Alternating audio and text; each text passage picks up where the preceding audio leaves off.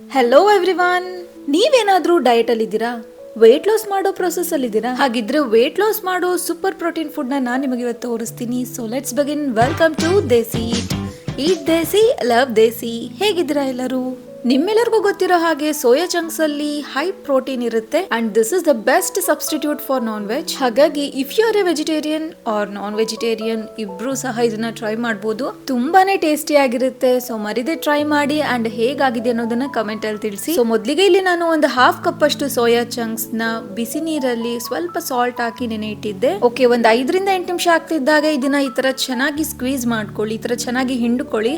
So this is very important. ಇದ್ರಲ್ಲಿರೋ ನೀರಿನಂಶ ಎಲ್ಲದನ್ನು ಚೆನ್ನಾಗಿ ತೆಕ್ಕೊಳ್ಬೇಕು. ಸೋಯಾ ಚಂಕ್ಸ್ ಇಂದ ನೀವು ಯಾವುದೇ ರೆಸಿಪೀಸ್ ನ ಮಾಡ್ರಿ, this is the first step you should follow. Okay, next ಈಗ ಒಂದು ಪ್ಯಾನ್ ಗೆ 2 ಸ್ಪೂನ್ ಅಷ್ಟು ಎಣ್ಣೆನ ಹಾಕೊಳ್ಳಿ. ಆ ನಂತರ ಇದಕ್ಕೆ ಒಂದು ಅರ್ಧ ಸ್ಪೂನ್ ಅಷ್ಟು ಖಾರದ ಪುಡಿ, ಸ್ವಲ್ಪ ಅರಿಶಿನ, 1/4 ಸ್ಪೂನ್ ಅಷ್ಟು ಧನಿಯಾ ಪುಡಿ, ಹಾಗೆ ರುಚಿಗೆ ತಕ್ಕಷ್ಟು ಉಪ್ಪನ್ನ ಹಾಕೊಳ್ಳಿ. ಜೊತೆಗೆ ಒಂದು 1/4 ಸ್ಪೂನ್ ಅಷ್ಟು ಕಸೂರಿ ಮೆಥಿನ ಹಾಕಿ ಸೋಯಾ ಚಂಕ್ಸ್ ನ ಆಡ್ ಮಾಡ್ಕೊಂಡು 2 ನಿಮಿಷ ಚೆನ್ನಾಗಿ ಇದನ್ನ ಫ್ರೈ ಮಾಡ್ಕೊಳ್ಳಿ. ಸೊ ಇದನ್ನ ಮಾಡ್ತಾ ನಿಮ್ಮ ಹತ್ರ ಒಂದು ಸ್ಮಾಲ್ ರಿಕ್ವೆಸ್ಟ್, ನೀವೇನಾದ್ರೂ ನನ್ನ ಚಾನಲ್ಗೆ ಹೊಸಬ್ರಾಗಿದ್ರೆ, ಫಸ್ಟ್ ಟೈಮ್ ನೋಡ್ತಾ ಇದ್ರೆ ಪ್ಲೀಸ್ ಈಗಲೇ ಸಬ್ಸ್ಕ್ರೈಬ್ ಮಾಡ್ಕೊಳ್ಳಿ, ಹಾಗೆ ಬೆಲ್ ಐಕಾನ್ ಪ್ರೆಸ್ ಮಾಡ್ಕೊಳ್ಳಿ and please keep supporting. Okay, soya chunks fry ಮಾಡ್ಕೊಂಡಿದ್ದಾಯ್ತು. ಈಗ ಈ ಎಲ್ಲಾ ವೆಜಸ್ ನ ಯೂಸ್ ಮಾಡ್ಕೊಂಡು ಸಲಾಡ್ ನ ಪ್ರಿಪೇರ್ ಮಾಡ್ಕೊಳ್ಳೋಣ. ಸೊ ಇಲ್ಲಿ ನಾನು ಚಿಕ್ಕದಾಗಿ ಚಾಪ್ ಮಾಡ್ಕೊಂಡಿರೋ ಈರುಳ್ಳಿ, ಸೌತೆಕಾಯಿ, ಕ್ಯಾರೆಟ್ ಹಾಗೆ ಟೊಮೆಟೊನ ಆಡ್ ಮಾಡ್ಕೊಂಡಿದೀನಿ. ಆ ನಂತರ ಇದಕ್ಕೆ ಫ್ರೈ ಮಾಡ್ಕೊಂಡಿರೋ ಸೋಯಾನ ಆಡ್ ಮಾಡ್ಕೊಳ್ಳಿ. ನೆಕ್ಸ್ಟ್ ಇದಕ್ಕೆ ಹಾಕೋಕೆ ಸಾಸ್ ನ ಪ್ರಿಪೇರ್ ಮಾಡ್ಕೊಳ್ಳೋಣ. ಇಲ್ಲಿ ನಾನು ಒಂದು ಹಾಫ್ ಕಪ್ ಅಷ್ಟು ಮೊಸರನ್ನ ತಗೊಂಡಿದ್ದೀನಿ. ಈ ಮೊಸರಿಗೆ ನೀವು ಒಂದು 1/4 ಸ್ಪೂನ್ ಅಷ್ಟು ಜೀರಿಗೆ ಪುಡಿ, 1/4 ಸ್ಪೂನ್ ಅಷ್ಟು ಪೆಪ್ಪರ್ ಪೌಡರ್, ಹಾಗೆ ರುಚಿಗೆ ತಕ್ಕಷ್ಟು ಉಪ್ಪುನ ಆಡ್ ಮಾಡ್ಕೊಳ್ಳಿ. ಅಂಡ್ ಈ ಸಾಸ್ ನ ತುಂಬಾ ಫ್ಲೇವರ್ಫುಲ್ ಮಾಡೋದು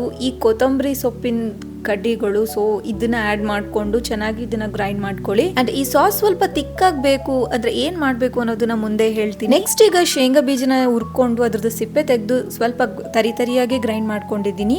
ಅದನ್ನು ಸಹ 1ರಿಂದ 2 ಸ್ಪೂನ್ ಅಷ್ಟು ಆಡ್ ಮಾಡ್ಕೊಂಡು ಚೆನ್ನಾಗಿ ಮಿಕ್ಸ್ ಮಾಡ್ಕೊಳ್ಳಿ.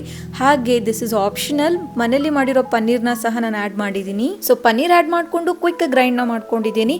ಸೊ ಇಲ್ಲಿಗೆ ನಮ್ ಸಾಸ್ ರೆಡಿ. ನಾನು ಆಗ್ಲೇ ಹೇಳಿದ್ದೆ ತಿಕ್ ಸಾಸ್ ಬೇಕು ಅಂದ್ರೆ ನೀವು ಗ್ರೈಂಡ್ ಮಾಡ್ಕೊಳಕ್ ಹೋಗ್ಬೇಡಿ, ಜಸ್ಟ್ ಮೊಸರನ್ನ ಚೆನ್ನಾಗಿ ಬೀಟ್ ಮಾಡ್ಕೊಂಡು ಇದೆಲ್ಲ ಇಂಗ್ರೀಡಿಯೆಂಟ್ಸ್ ಆಡ್ ಮಾಡ್ಕೊಳ್ಳಿ. ಕೊತ್ತಂಬರಿ ಸೊಪ್ಪು ಕಡ್ಡಿ ಹಾಗೆ ಪನ್ನೀರ್ನ ಮಾತ್ರ ಗ್ರೈಂಡ್ ಮಾಡ್ಕೊಂಡು ಮಿಕ್ಸ್ ಮಾಡ್ಕೊಳ್ಳಿ. ಫೈನಲ್ ಆಗಿ ಇದಕ್ಕೆ ರೋಸ್ಟೆಡ್ ಬಿಳಿ ಎಳ್ಳು ಹಾಗೆ ಕೊತ್ತಂಬರಿ ಸೊಪ್ಪಿಂದ ಗಾರ್ನಿಶ್ ನ ಮಾಡಿದೀನಿ. ಸೊ ಒಂದು ಒಳ್ಳೆ ಮಿಕ್ಸ್ ನ ಕೊಟ್ಟು ಹೈ ಪ್ರೋಟೀನ್ ಇರೋ ಟೇಸ್ಟಿ ಸಲಾಡ್ ನ ಟ್ರೈ ಮಾಡಿ.